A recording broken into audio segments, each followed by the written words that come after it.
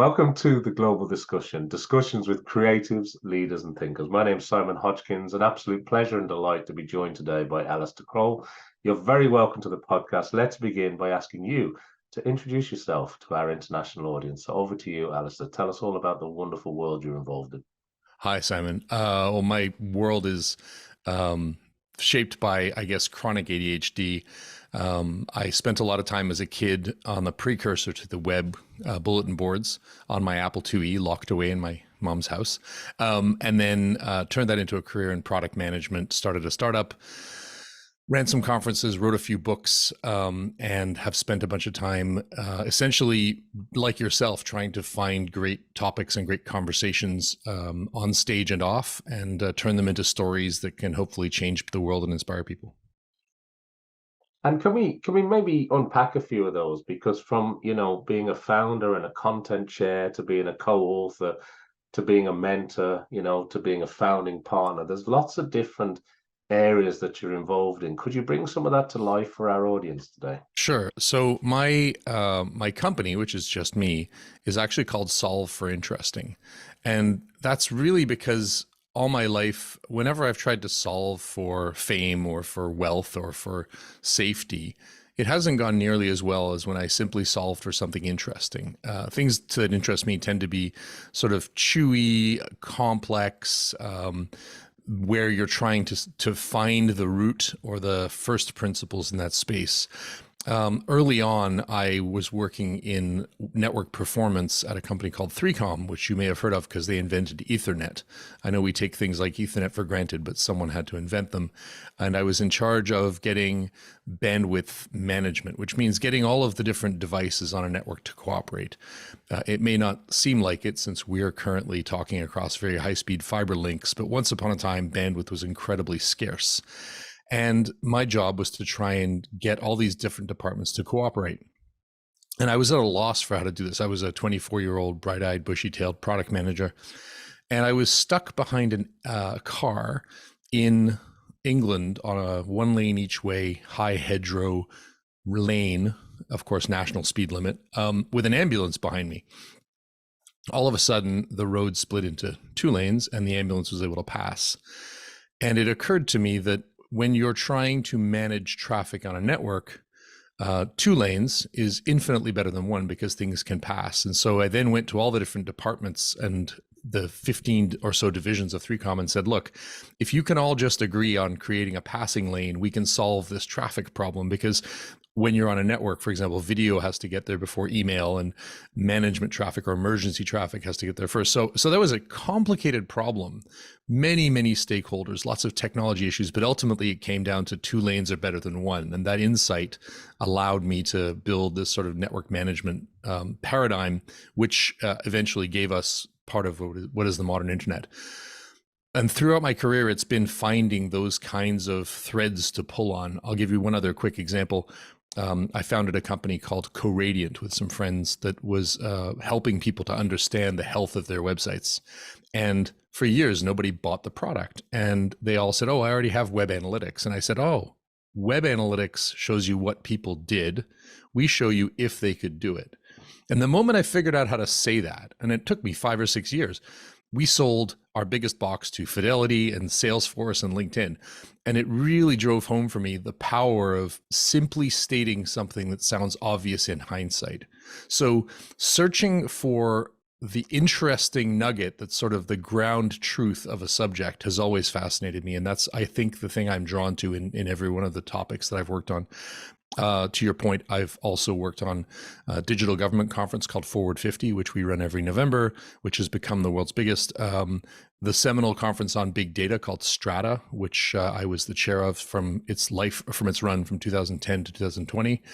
Same thing with Cloud Connect, which was the sort of defining cloud computing conference. It's always been about finding that ground truth and then expanding out from there.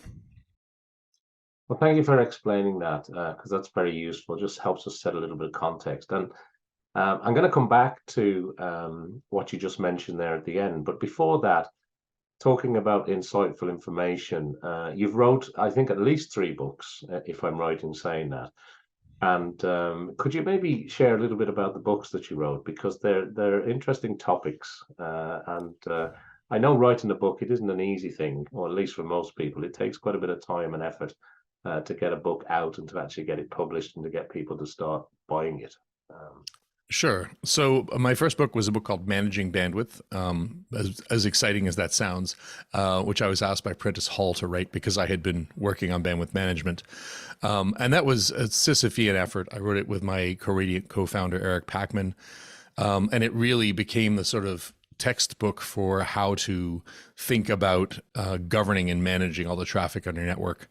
A few years later, I took what I'd learned at Co-Radiant and put it into a book called Complete Web Monitoring with my co-author at the time, Sean Power.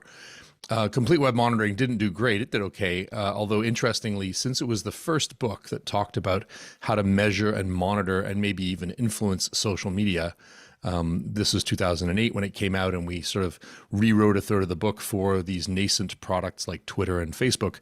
It sold a surprisingly large number of copies in Russian, which maybe should have been a warning sign, but we didn't notice it at the time. And then in 2012, there's a book called The Lean Startup, which is sort of the book that launched thousands of startups, written by Eric Ries. It's an amazing book. And my publisher for Complete Web Monitoring asked if I would like to write one of the books in that series. So my co-author, Ben Yoskovitz, and I wrote Lean Analytics, based largely on what we'd learned running a startup accelerator called Year One Labs. Lean Analytics, no one's more surprised than I, but we have sold over 100,000 copies in China alone. So it's sort of become the defining book for how to think about data and use that data to build a better business faster. Along the way, I've also written two short books, one called Propose, Prepare, Present, which is about how to get chosen to speak at conferences. It began as a very long blog post. And another book on music science, which was all about how technology is changing the music industry. And then I'm currently working on, although it's taking far too long, the book that I think is the most fun I've had writing a book so far, with Emily Ross, called Just Evil Enough.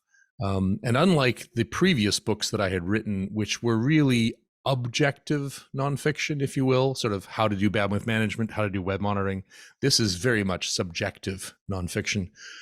Just Evil Enough was written really because in a world flooded with information, if you're going to capture attention, you have to subvert the norms. The systems and the rules that are in place have been set by those in power. And if you want to unseat them, you need to subvert the norms of the market or the product or even the medium that you're working on.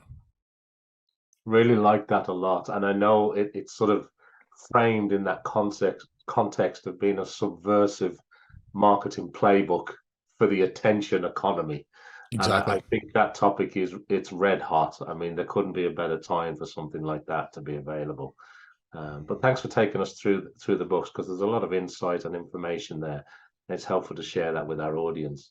And also, the thing I wanted to come back to as well is a little bit about festivals and activities there. At the time of recording, I know you're fresh back from Burning Man, but you're also involved in festival work as well, aren't you, in terms of that kind of activity? Could you shed Yeah, a bit of so light on? I've been involved in lots of conferences. I also, spend my spare time DJing. I'm going to respect the moratorium on talking about Burning Man, because I think that reinforces too many stereotypes. But I have been involved in a bunch of conferences. Some of them have been very traditional conferences. Interop was a network technology conference. Cloud Connect was about cloud computing. But with my partner, Phil Tellio, who is a genius at putting on festival events in Canada and abroad, we run a conference called Startup Fest, which happens in the summer in Montreal, and it's very much a festival vibe. So the focus there is much more on networking and interaction. In fact, post-pandemic, we took a significant change, which has worked out really well, which is that we used to have a couple hundred speakers across 5 stages, big production. We've dramatically reduced the number of speakers, and instead we've made many of those speakers into mentors, which means they're on site for 3 or 4 days and they're very accessible. We do things like giving each mentor little tickets that they can use to invite people to a picnic lunch or setting up tables with QR codes they can scan to have conversations. And we call this less talking heads, more heads talking. And I think the startup world in particular has gone the way of the celebrity entrepreneur. And anyone can go listen to Ryan Reynolds. And I love the guy. He's a national treasure. But I'm not sure I can learn that much from his business tactics unless I also have millions of followers and hundreds of millions of dollars.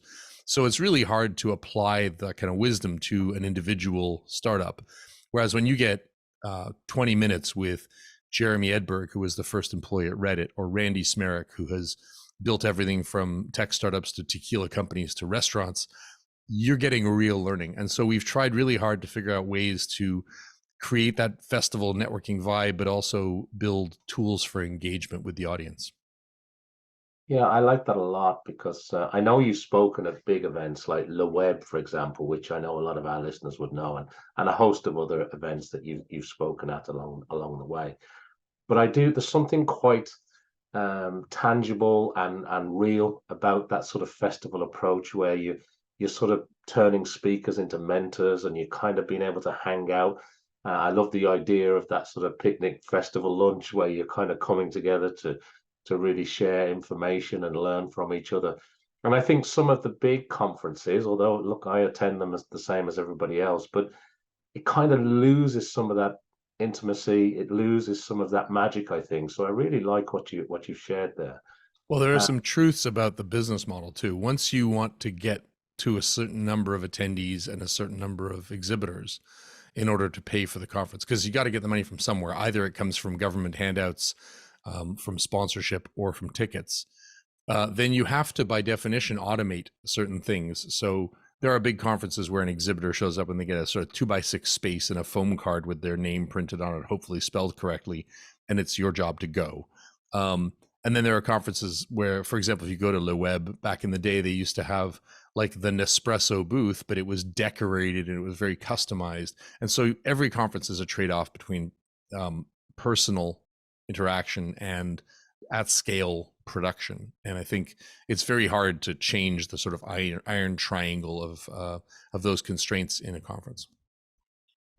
And when you look across whether it's the startup environment or the business environment, advice sort of sector, because you're coming at it from a combination of aspects, right? You've got a lot of expertise in this area, but you've also got, your finger right on the pulse today of the culture and that sort of subversive marketing playbook we were talking about earlier.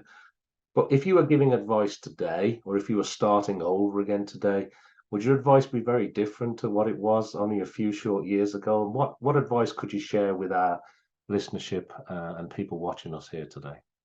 Well, I gave this a bit of thought. It's hard to give anybody advice because context is everything. And so whenever I'm at a loss for something, I try to go back to first principles. I try to go back to the basic building blocks. If you want to understand the internet, for example, you got to understand the difference between an atom and a bit. An atom is unique. A copy of an atom is not the same as the original atom. Atoms have friction. It takes energy to move them, and so on and so on. If you want an atom will exist unless you go to great lengths to destroy it using lots of energy and splitting the atom. On the other hand, a bit exists only because you choose to continue to power it. A copy of a bit is indistinguishable from the original. Those seem like pretty basic observations, but then when you sort of play them forward in your mind, that means that I can make a copy of something for free and store it, which means I can restore it, which allows me to effectively travel back in time and undo something. It means I can distribute it, those copies, and then reassemble them, which allows collaboration. And so all of these things are logical consequences of a very simple first principle that bits are different from atoms. And yet very few people back in 1995 looked at that simple distinction, which was obvious then, and said, let me speculate on all the things that are going to happen on the internet, but they're all a consequence of that first principle. I find it fascinating to think about any topic hard enough that you understand the sort of ground truths. And I will say, my learning style, I only realized this recently. The way I approach a subject, I've spent the last 6 months thinking a lot about AI. Obviously, from Strata, I've been talking to data scientists and AI people for a decade now. But for the last 6 months, I was lucky enough to talk to many of the people who were involved in things like TensorFlow and GPT, at the root level, rather than sort of spouting off, these are 5 prompts that will save your life. And I realized that the process is sort of like picking up a mobile, not a mobile phone. I don't know if you remember when children are in their cribs, they tend to have these hanging mobiles above their heads that are balanced, that have lots of things dangling off them. And in many cases, there's a piece with other pieces dangling off them and other pieces dangling off that. So they look like these complex sort of chandeliers. Imagine you have a mobile like that, and it's on the table. It's kind of a mess. You don't really know where the part is that you're supposed to pick up. So you pick up one part, and that's not it. That's just an end. And then you pick up another part, and a little bit lifts up, but then it's sort of the wrong part. And eventually you pick up enough pieces, you find the place where you can pick it up, and everything else just hangs off that anchor. There's nothing to me as mentally and emotionally satisfying as picking up the mobile in the right place. Because when you do it, you lift it up and everything else just sort of falls into place. And now you have this beautiful thing that was just a tangled mess on a table. I would say that's my learning style, is try to explain a thing, figure out where it gets stuck, go back. And the hardest part, the part I would give my earlier self advice on, is you got to put the chandelier back down. You got to put the mobile back down. You have picked it up, you've learned something, but until you find that ground truth, there will always be a little scratch in your head telling you that's not the right thing. Something about this is not flowing naturally. And when you find that moment, when you find the moment where everything just hangs off everything else, you absolutely know. You absolutely know you've solved the puzzle. You absolutely know that everything's hanging properly. So approaching new ideas, if you want to think for a living, by trying to pick up the chandelier, try to make a little explanation of it, try and explain it to other people, make a slide deck of it, read a blog post on it, whatever, and then realize that, oh, wait, this is the wrong place. I've learned something. You have to just keep at that. I've been doing that for 6 months to finally understand how to explain generative AI in a sentence or two, for example. I think that's one of the most fascinating and satisfying things for me is trying to pick up the mobile until you find the right place. I really like that, Alistair. I think that's a great picture to paint for people. And, whether it's back to what we were talking about earlier with a passing lane for traffic, or whether it is picking up the mobile and how that sort of relates to AI or generative AI. Right, atoms and bits, every one of those, there's a thing where you go, if I start with that, I can explain everything. And finding that is the key to unlocking it all. Yeah, I really like that. Thank you for sharing that. Look, you're a busy guy. You've got a lot going on. But when you look forward, how does planning work for you? What are you hoping to achieve over the next 6 to 12 months? How do you plan? What's on your horizon? What does that look like for you? I wish I could say that I had a plan. I've been incredibly lucky to throw myself in the face of opportunities and then react to them. But I think I should be spending more of my time planning. I'll tell you a relatively personal story. My father and his father both died before the age of 40. My dad was kind of the founding father of modern parasitology. He wrote a book when he was 18 on the subject. He had a PhD and a DSc, went back to school and got an MD at 35, and he died at 39. My father, if you think about life, there's a period of time where you take off, there's a period of time where you fly, and there's a period of time where you land the plane. This is a normal human life. You kind of learn things, you have your career, and then you hopefully retire comfortably and so on. I never saw my father land the plane. He only ever flew up and to the right until he died one day on a racquetball court with 5 jobs and 20 something books under his belt, having changed the face of a disease that ravages billions of people. Big shoes to fill, but also I never saw him land. I never saw my mom and dad plan their retirement, figure out which skills and which hobbies they wanted to take with them into older life. And I'm going to give you a Burning Man quote if I can find it, because it struck me. So I will break my rule and talk about Burning Man briefly. Because I never saw my father land the plane, I never really thought about how to land it myself. And the quote that I saw at Burning Man was, "Men at 40 learn how to close gently the doors of rooms they will not be coming back to." This really moved me. I remember, I'm old enough to remember the first time I ever ate a kiwi fruit. There was a period of time when I was very young when the kiwi fruit was over with the star fruit in the exotic fruits aisle, and then all of a sudden it was in every fruit salad. But I can remember that new taste. I can remember the first time I tried it. I have no idea when the last time I'll try a kiwi fruit will be, but there will be a last time. As a young boy, I used to run around the lake barefoot, and my feet would crush on the moss by the lakeside and the tree roots. And I remember viscerally that feeling of those prickly little green tendrils rubbing into my feet. And I'll probably never have that again, because unless I consciously decide to, because now, I wear good hiking boots when I go walk in the woods. So I think the second half of our lives is full of the last time we will do things without knowing it. And I think that sticking the landing on a life involves deciding which things you want to keep doing and which things you want to stop doing in a graceful and unbitter way. I'm spending more of my time thinking about that. It's hard to admit because I'm someone who loves to run towards whatever's new and exciting. So I would say in the next few months, obviously finishing Just Evil Enough. There's a conference I run called Bit North, which brings together about 50 of my friends into a cabin in the woods somewhere, and everybody gives a talk on something that isn't their job that they love.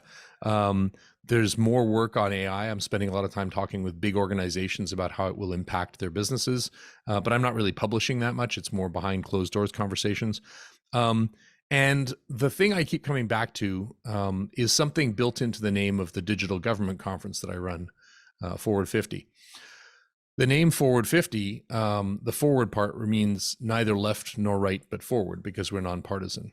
The 50 encourages our speakers to consider 3 timeframes in their talk: what policies they can enact in 50 days, what platforms they can build in 50 months, roughly an electoral term, and what society they want in 50 years. I think that's a really good way of planning, is to say, what things are you going to change or say or do differently in the short term? What things do you want to build, which obviously take a longer period of time, and everything you build, you wind up having to maintain in your lifetime. And then what kind of society do you want to leave behind once you're gone? So I wouldn't say I have concrete plans other than finish the damn book. But I would say that I'm thinking about life in those 3 timeframes. Well, Alistair, thank you so much for sharing the personal story. Some doors that you just close, that you won't open again. And that sort of landing the plane and not seeing your own father sort of plan that retirement, it really does bring it all back. And one of the things that I think has come up as we've been talking, there have been at least 3 occasions where you've gone back to saying, and I'm thinking about that, and I'm thinking about how we position this, and I'm thinking about this. And I think that reflection and that thinking aspect to it really helps things solidify, doesn't it? And maybe we do pick up that chandelier from the right point and it does all hang into place. So I really appreciate that. And you're certainly in the right space here on the global discussion, because we love creatives and leaders and thinkers, and you're certainly ticking those boxes for us today. So thank you for sharing that. Before we run out of time, though, I do want to ask you finally, is there anything else you would like to share with our worldwide audience today? Plus, where is the best place to send people to? Because I know you've got quite a number of web properties and places you could point people to. But if people wanted to reach out or find out more about the work you're involved in, where do you normally point people to? Sure. Most of what I write, I'm in the process of consolidating all those web properties under alistaircroll.com, which seems like an obvious place. But that's a work in progress. Most of the stuff I write is on Substack. So if you go to acroll.substack.com, you'll see a bunch of posts there. I write there every few weeks on something, but they tell me the secret to newsletters is repetition and staying on topic. So I'm doing neither of those.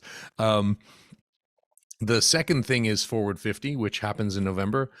Even though we are a for-profit event, we're only a team of 6. Any 2 people from any jurisdiction in the world, be that a county, a municipality, or a province or a territory. Any non-national jurisdiction can claim 2 passes to the conference for free. So they can just go to fwd50.com. And this book that Emily and I are working on about subverting the norm has been a lot of fun to write. We have looked at over 250 case studies throughout history, going back as far as Dula Du Martins, a woman who tricked a besieging army by throwing them the last of the bread she had to make them think they had plenty of food, to modern stories like Burger King trolling social influencers by liking posts from 10 years ago. It's been a blast to write. Justevilenough.com is the book. There's a mailing list and a newsletter, and we are very soon going to be starting up sort of behind the scenes posts on that. So I would say acroll.substack.com.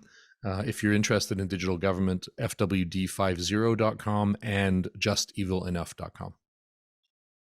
Well, that's wonderful. And that brings us nicely to the end of our time today on this episode of the Global Discussion. So I'd like to thank everybody for watching or listening to this episode. Make sure that you follow, like, subscribe, do everything I need you to do to help support the podcast. And of course, go and check out all the wonderful work that Alistair Croll is involved in. And thank you so much indeed. It's been such a pleasure to catch up with you today. And thanks for sharing all that great insight and information.